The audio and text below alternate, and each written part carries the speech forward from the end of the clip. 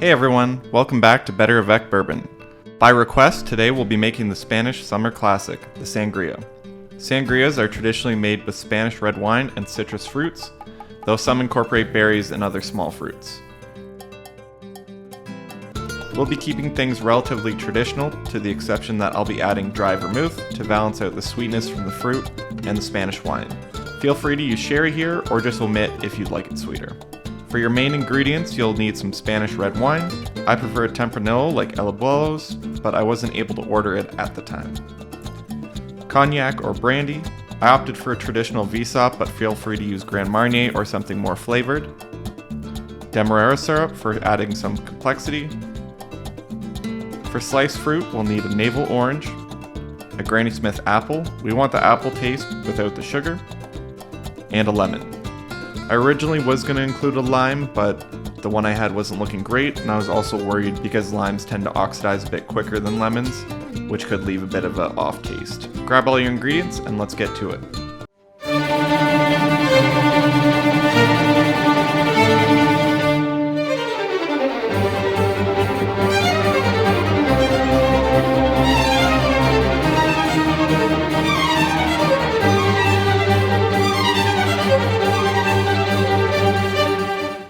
Starting off, grab a cutting board.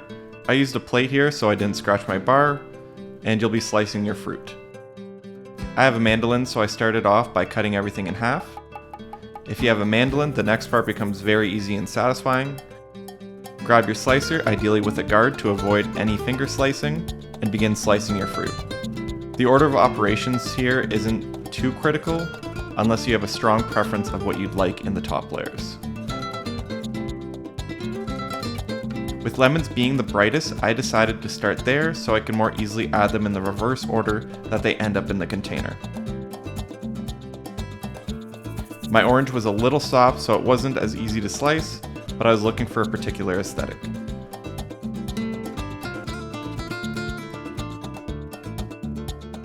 Ultimately, it won't make a difference flavor-wise unless you opt not to let it rest overnight, which in that case, the thinner the better for imparting flavors.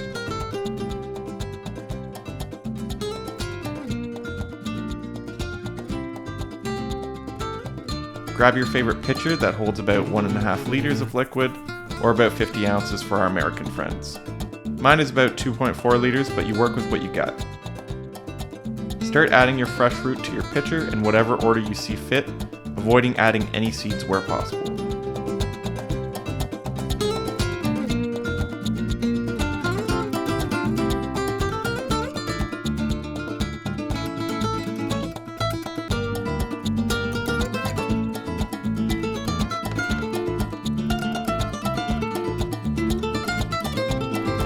Once you've added it all in, feel free to carefully strain in the juice left from slicing. Now I usually prefer to try the wine before I start mixing to avoid making it overly dry or too sweet. In this case, the wine was pretty sweet, informing my decision to add dry vermouth. If it's on the drier side, consider adding less vermouth or omit it entirely. Pour in the entirety of the bottle of wine.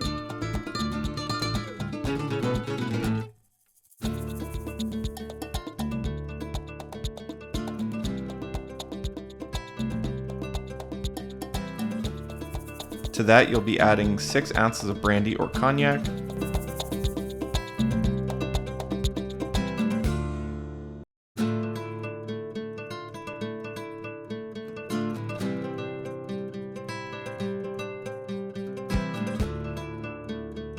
two ounces of rich Demerara syrup,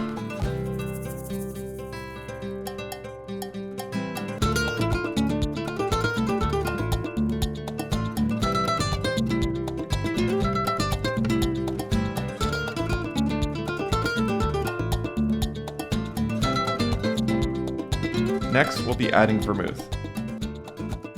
Again, try to gauge the sweetness level of your wine.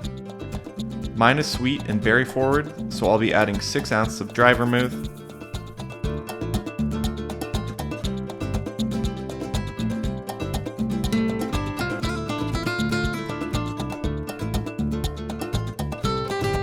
Once everything is added, give it an ample stir, swirl the whole unit, or shake it like a Polaroid picture if you have a good seal.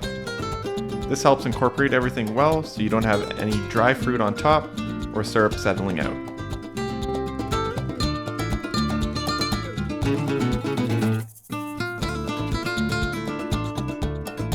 Put it in the fridge and allow it to rest overnight. And just look at the difference. All the fruit is completely saturated with the wine. It's gorgeous with a red hue compared to what it looked like when we first started mixing with all the individual colors. Now you can enjoy it straight out of the picture, but I did add 6 ounces of cognac and 6 ounces of fortified wine, so feel free to serve it with some club soda or some ginger ale as I'm doing. This will also help extend the life of your sangria as it tends to go quickly. Add some ice if you so choose, because we are in the heart of summer.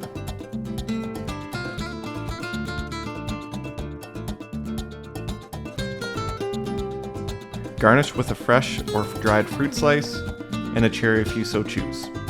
If you have any requests, feel free to leave a comment down below. Cheers!